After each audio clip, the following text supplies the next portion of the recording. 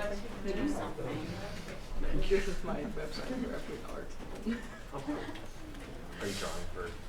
This is my Alright, should we start? background. So you know. I don't know. This is going to stay, but I think. Alter magic cards. And then where's the best? Like, Take this card. like here? And then you extend Yeah, it forward. usually towards the screen because otherwise. That's great. Yeah. That's okay? Good. Okay. Okay. We have Bernadette Randles. Yes. Take it away. So, hello. I was with some of you guys in the lobby last night, and there was a guest, and he was saying, "Oh, you guys are doing Python. Do you make Monty Python jokes all day?" And I said, "Oh my gosh, we haven't made one yet at all. So not even a reference. So and now for something completely different. So now we have one. Okay. So so our group, we study scientists. Particularly my advisor, she has been working with astronomers, SDSS, for like 10 years. So she's written a lot of papers about astronomy. So I'm going to be talking about sharing your code in general, how this relates to open science. And then I'm going to talk about a specific use case for how you can share your code within a workflow environment. So code sharing is part of open science. So what is open science? It's a way to do research. And people have been doing work on what's called the FAIR principles, which is your research products are findable, meaning on the internet they are, you can search and they will appear. Accessible means there's not a password. You can just get to them. Interoperable means that they work across platforms, so you can open them on any machine. And reusable is, can someone else take your object or your data and reuse it for their own work? And we need this for transparency, reproducibility, innovation in science. And the open science policies vary all over the world. Some European Union requires things to be open, and not so much in the United States. It depends. Australia is probably one of the most open as far as data goes. So there's all sorts of components to open science: repositories, data, standards, code, citation practices, licensing, and there's many different ways to do all of these things. So the whole infrastructure is very complicated. And there are groups that are specifically working on this. So in 2011 in Germany, this group formed called Force 11, and they decided that they want to go what's called beyond the PDF. So they want to form the research paper of the future, which is how can we get away from just something that mimics the printed article? How can we include more dynamic data tables with our research? And so these guys are all working on these types of things. Is anyone here a member of these groups? I don't recognize any of you guys that would go to this. Oh wait, you are. So there's many cases of open science in astronomy that, like, I think one of the most important is ADS. ADS Plus Archive is probably one of the most open repositories out of all the sciences. And astronomy is pretty famous for being ahead of the game in terms of openness, even though it might not feel like it when you're in astronomy, but when you study other types of research, you really see how far ahead astronomy is. So I'm going to talk about code citing and mentioning. So mentioning code is providing links, hyperlinks in bodies of papers. And citing code is those actual citations in your bibliography. So why do we cite and mention code? To make it findable, credit, tracked, and to improve these collaborations and sustainability. So there's no standards for citing code, which is problematic because then you say, well, I want to cite my code in my paper, how do I do it? And everyone does it differently. And then some of the journals will cut it out. They don't allow certain citations for software. So it varies and it depends how it's done. But, and also code is always evolving. So sometimes you'll cite just the general code like we use Python, or you're citing the specific package or library, plus the repository that it's in. So here's an example of how to cite SciPy. And this is in a BibTeX entry. So notice that if you're citing just a library, that's just one piece of all of your research. So this can get this can get complicated when you want to cite an algorithm or explain how you did something. So you can also mention code in a footnote or in a body of acknowledgement. This is an example that I got from the ADS. So what one can do is you can obtain a DOI, a digital object identifier, for data repositories, zip files, repositories in GitHub or Bitbucket. You can get these DOIs from publishers, give them out, DataCite, Zenodo, Figshare. You can't yet you can't yet get a DOI for code in GitHub, but you can get a DOI for a repository, and you can have code in the repository. So that's the level of granularity right now. But this changes constantly. I mean, if I give this talk next year, it'll be different. So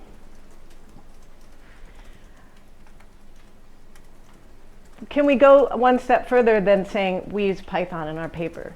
Well, it turns out that people are starting to cite the Jupyter Notebooks in their papers. So our group, we went into the ADS and we found, well, as of this week or last week, 124 mentions of the Jupyter Notebook are in publications. So people are doing it, and so we investigated, how are they doing it? Why are they doing it? How does this work? And so these are ways, this is an example of one of the papers that we found that they were citing the notebook. And how they did so was they, so first they had their, their tables and their plots. And then they also linked to a Python package within the body of the paper. And then they linked to a Zenodo repository of their Spectra data. And then they mentioned their notebooks.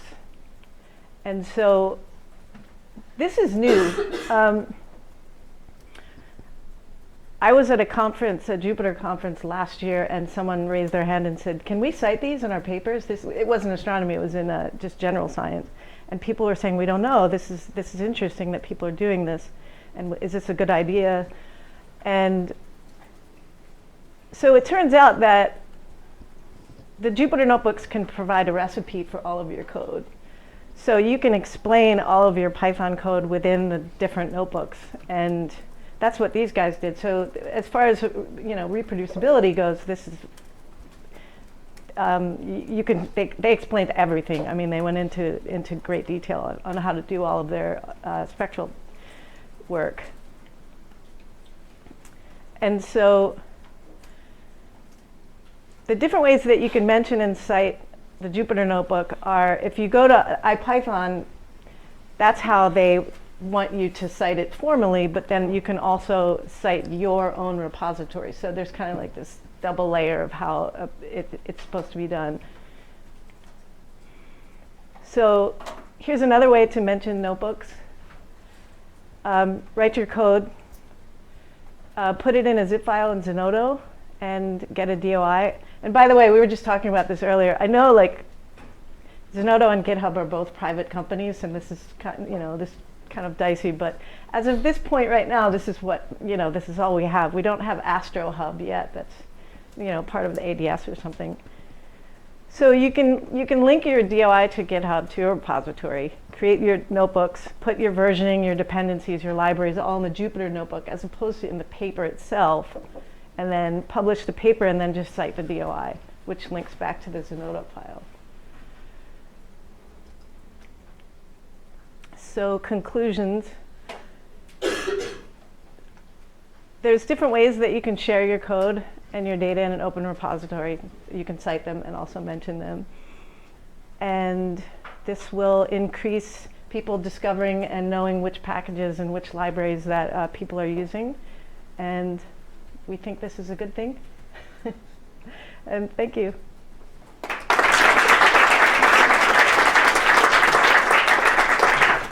Thanks very much. Are there any questions?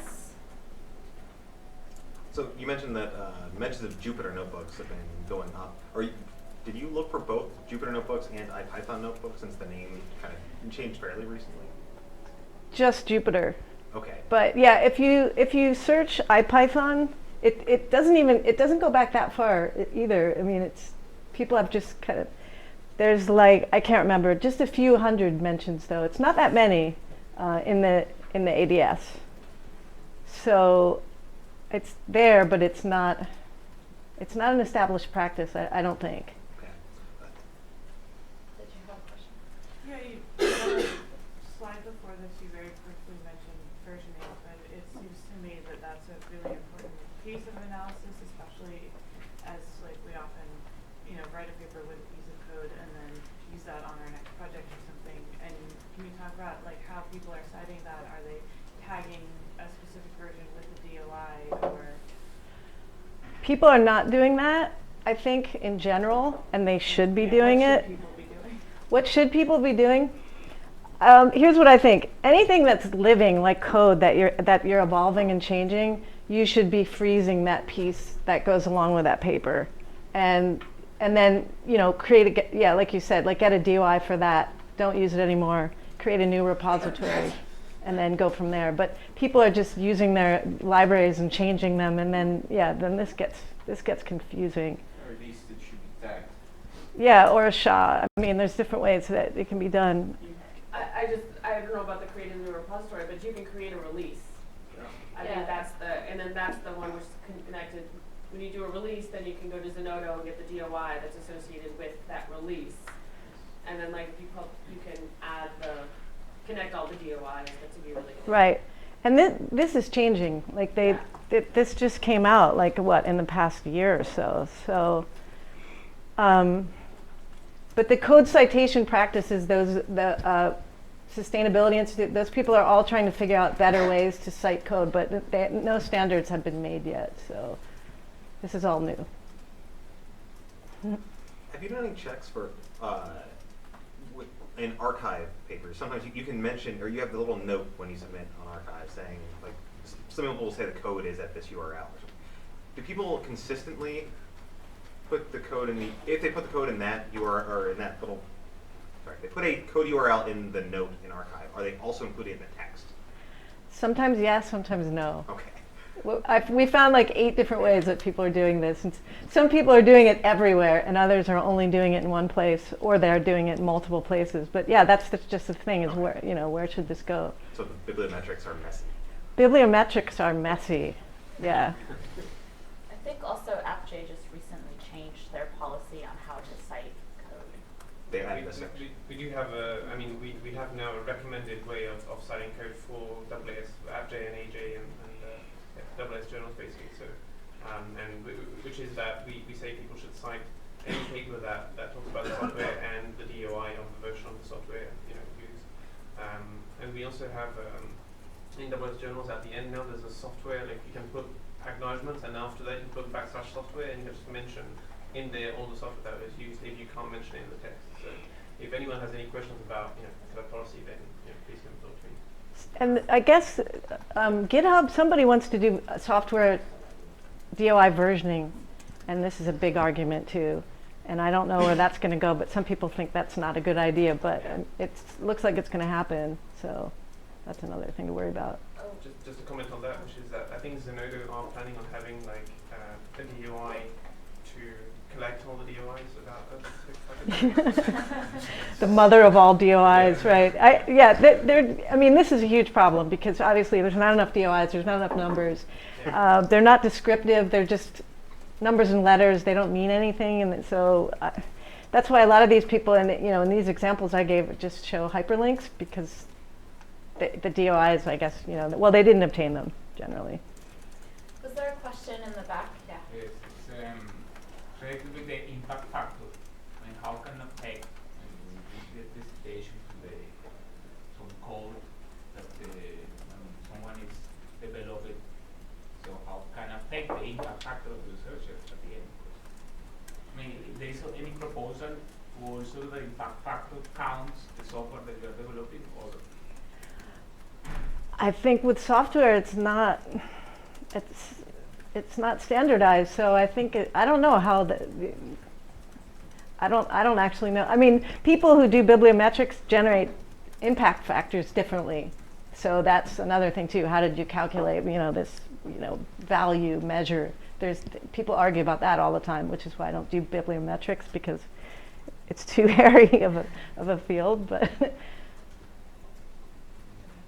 I guess I'm curious what you think of, software papers that are meant specifically for the purpose of gaming the citation system. Are software papers to game the citation system? Do you Often, think? Not always. It depends on the paper. But. So what's the question? What do I think about I mean, do you think they're common, and do you think they should be common? I think that everyone tries to game the system somehow who wants to game the system. And software papers, I mean, there's the whole idea of credit for software work. So if there were journals well, there are, but if there were more journals that had just software in them and then this was more of an established practice, I think that would make more sense. But yeah, I don't know. Any other questions? All right, let's thank our speaker. Thanks.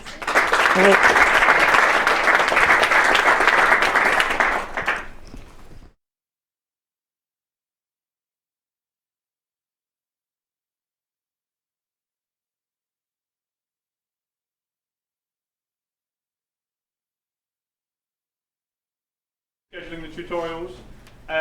We picked the 3 that are going to be in here, right? So the next session in here is an introduction to Git and GitHub for anyone who wants that. Followed by that, there's the testing tutorial in here, and followed by that, there's the packaging and release tutorial in here. Is this written down somewhere? Yes, it's on the whiteboard. Brilliant. As I say, can everybody who volunteered to help with the tutorial go to the whiteboard so we can finish scheduling what's going to be going on in room 301?